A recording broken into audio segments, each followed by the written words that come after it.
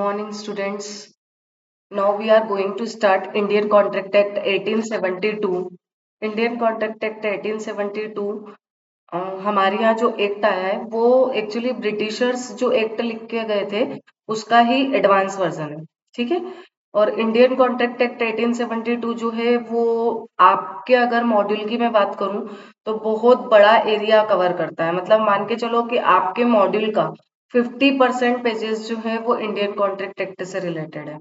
Indian contract act एक बहुत बड़ा एक्ट है जिसे कवर करने पर मान लो कि आपके सीए फाउंडेशन का 50% लॉ जो है वो कवर हो जाता है, राइट। चलो अब हम लोग एक काम करते हैं कि इंडियन कॉन्ट्रैक्ट एक्ट से विदाउट वेस्टिंग टाइम अपना सिलेबस स्टार्ट करते हैं, श्री गणेश करते हैं। ओके, चलो now we are going to start Indian contract act 1872।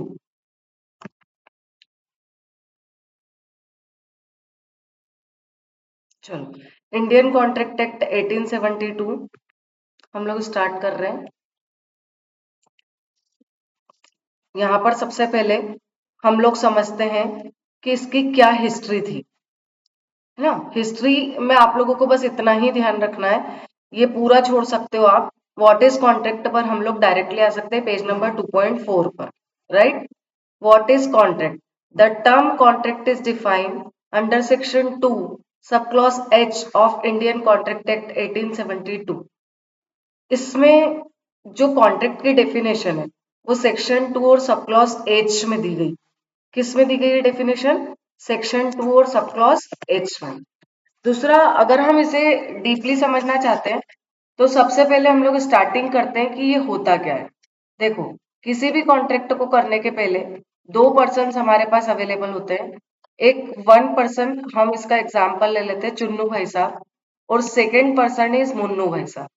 Suppose कि चुन्नू भाई साहब ने मुन्नू भाई साहब को ऑफर दिया कि वो अपना घर सेल करना चाहते हैं, और वो घर कितने में सेल करना चाहते हैं? 7 करोड़ रुपीज में। आई नो आप लोग बोलेंगे ये तो 7 करोड़ रुपीज घर के लिए बहुत ज्यादा है, ठीक है। अपार्ट फ्रॉम द जो ए ने बी को या चुन्नू भाई साहब ने मुन्नू भाई साहब को ऑफर दिया है, तो यहाँ पर हमारे जो चुन्नू भाई साहब या मिस्टर ए जो हैं वो यहाँ पर कहलाएंगे ऑफरर, क्योंकि इन्होंने इस चीज का प्रॉपर ऑफर दिया है। और जो हमारे मिस्टर बी हैं ये यहाँ पर कहलाएंगे ऑफरी, क्योंकि इन्हें इस चीज का क्या मिला है? ऑफर मिला है। तो person who gives the offer is called offeror, and for whom the offer is given is called offering। And consideration मतलब वो अमाउंट, वो बेस जिसके लिए कॉन्ट्रैक्ट किया जा रहा है वो यहाँ पर है सेक्शन 2 सब क्लॉज डी में। इसे बोला जाएगा कंसिडरेशन। कंसिडरेशन मतलब समथिंग इन रिटर्न, तो इसे यहाँ पर कंसिडरेशन बोला जाएगा। मतलब ए ने बी को कहा है कि हम आपको 7 करोड़ रुपए में अपना घर जो है वो बेचना चाहते हैं, क्या आप हमारा घर खरीदेंगे? Will you interested to buy my house for ₹7 crore? तो उन्होंने बोला yes. Mister B said yes.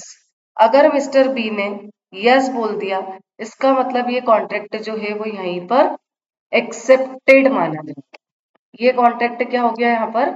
Accepted माना गया। एक्सेप्टेड मतलब इसने इस चीज के लिए यस कह दिया। ए ने ऑफर दिया, बी ने उस चीज के लिए यस कर दिया, तो कॉन्ट्रैक्ट क्या हो गया यहाँ पर? एक्सेप्ट हो गया। When contract is accepted becomes an agreement. जब कॉन्ट्रैक्ट एक्सेप्ट हो जाता है तो वो बन जाता है agreement under section 2 sub clause ई के लिए, है ना। When offer is accepted becomes an agreement. जब ऑफर एक्सेप्टेड हो जाता है तो उसे हम यहाँ पर एग्रीमेंट कह सकते हैं। एग्रीमेंट का मतलब क्या होता है? इसका मतलब होता है एक ने ऑफर दिया, सेकंड ने उसे एक्सेप्ट किया, और तब ये यहाँ पर क्या बन गया? एग्रीमेंट बन गया, ठीक है। अब एग्रीमेंट जो है वो एकदम रफ बेसिस पर बनाए जाते हैं। रफ बेसिस पर बनाए जाते हैं मतलब अभी इसके साथ लॉ का अटैच होना बाकी रहता है, पेंडिंग होता है। एग्रीमेंट के साथ अभी लॉ अटैच नहीं हुआ है, ठीक है। अगर एग्रीमेंट के साथ लॉ अटैच हो जाता, जैसे अभी चुन्नू भाई साहब ने मुन्नू भाई साहब को सिर्फ ऑफर दिया था और मुन्नू ने उसके लिए यस बोला था, राइट। तो ये ऑफर जो एक्सेप्ट हुआ था वो क्या बन गया था? एग्रीमेंट बन गया था। अब मान लो इसी एग्जाम्पल में आगे एक कैरेक्टर आती है थर्ड पर्सन, ये हमारी थर्ड कैरेक्टर आई है मुनिया। अब मुनिया चुन्नू को ऑफर देती है कि वो ये घर खरीदना चाहती है 10 करोड़।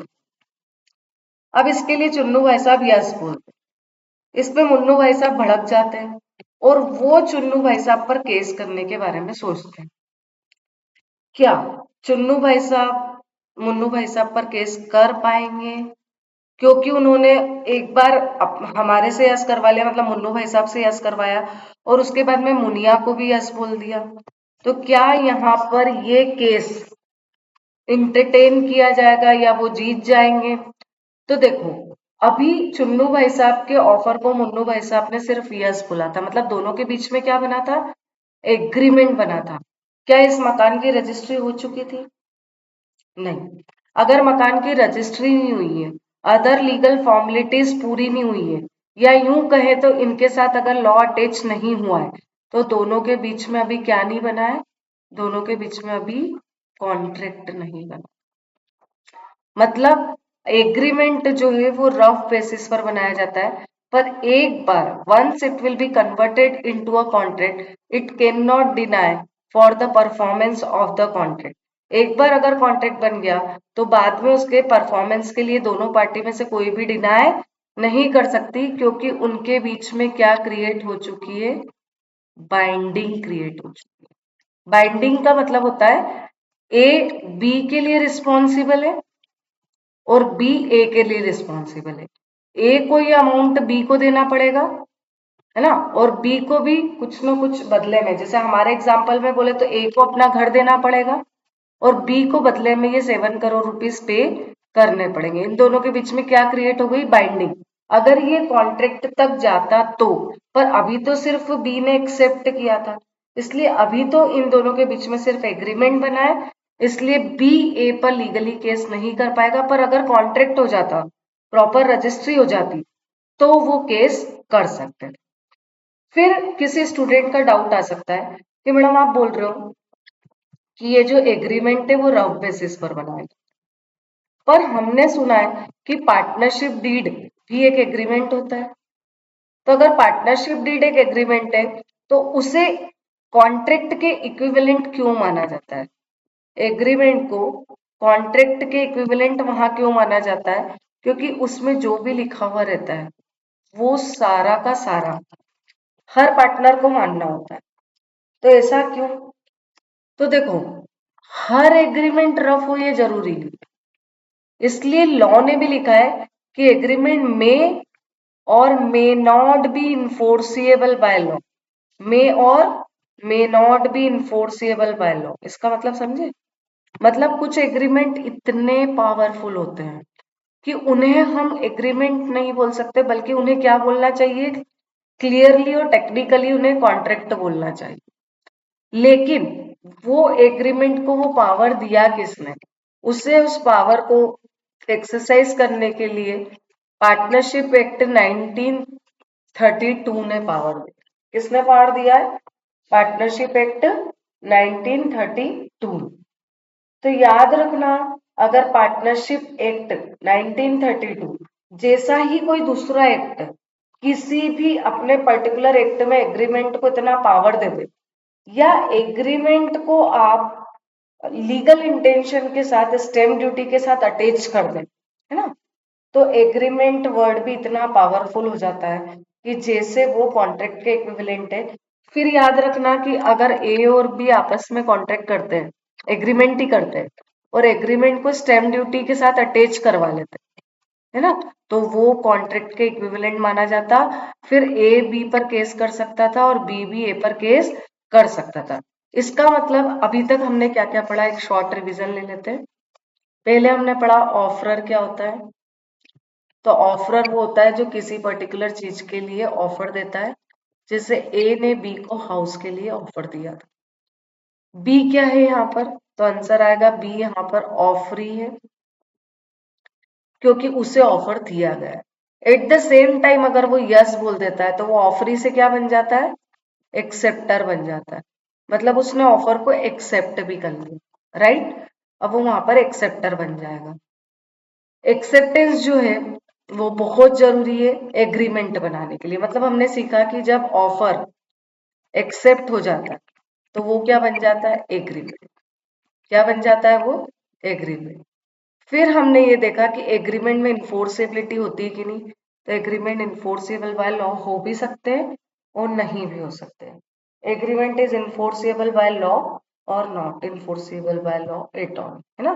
तो एग्रीमेंट में इन्फोर्सेबिलिटी हो भी सकती है और नहीं भी हो सकती। एग्रीमेंट का सेक्शन हमने देखा 2 सब क्लॉज ई।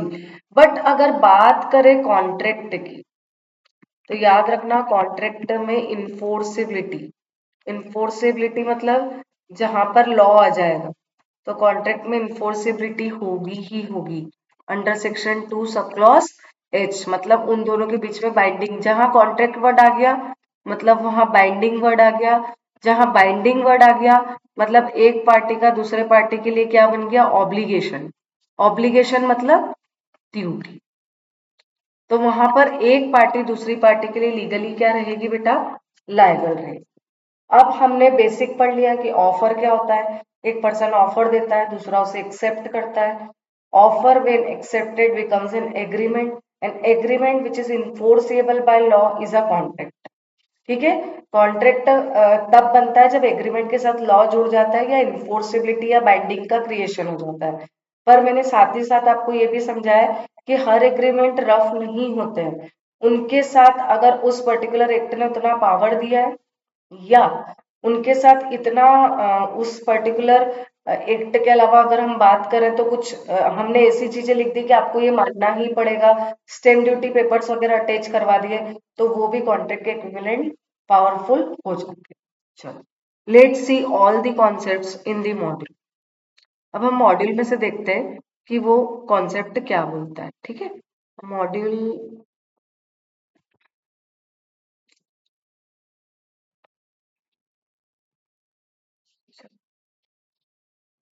देखते हैं आपका।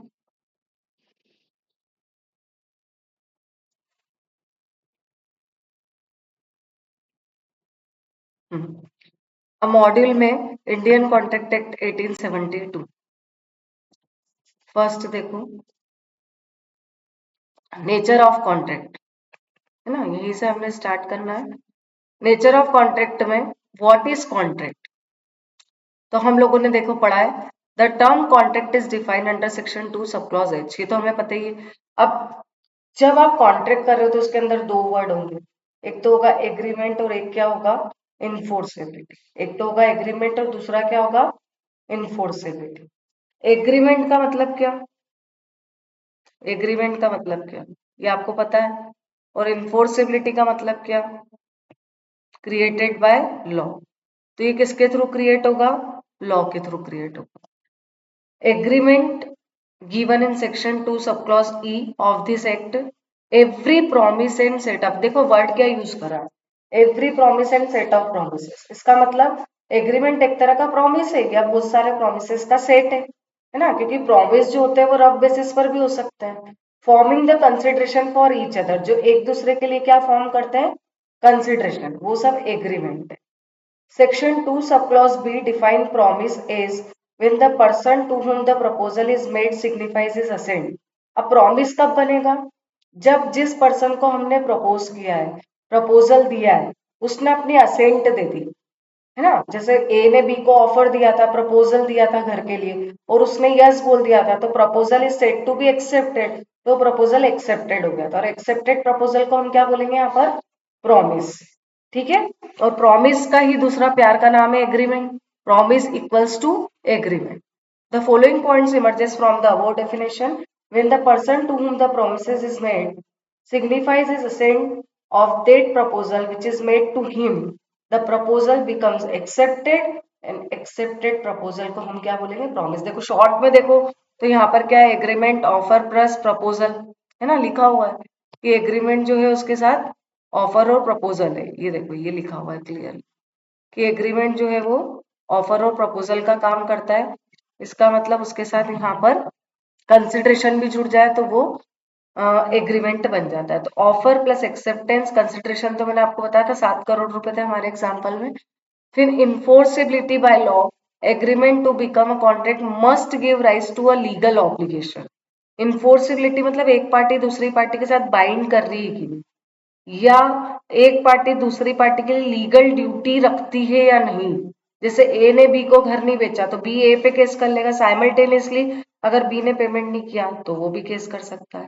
Contract equals to agreement plus enforceable by law, है ना। ये आपको समझ में आ गया कि एग्रीमेंट के साथ इन्फोर्सिबिलिटी अटैच हो जाएगी तो वो क्या बन जाएगा, कॉन्ट्रैक्ट बन जाएगा। चलो अब एक एग्जाम्पल, ए ने अग्री किया कि वो बी को कार सेल करेगा 2 lakh. Here A is under an obligation to give car. Simultaneously, B has the right to receive the car on payment of rupees 2 lakhs. And also B is under an obligation to pay rupees 2 lakhs and A has a right to receive 2 lakhs. मतलब दोनों एक दूसरे के लिए obligation या legal duty में आ चुके हैं क्योंकि दोनों ने एक दूसरे के साथ क्या किया है, कॉन्ट्रैक्ट।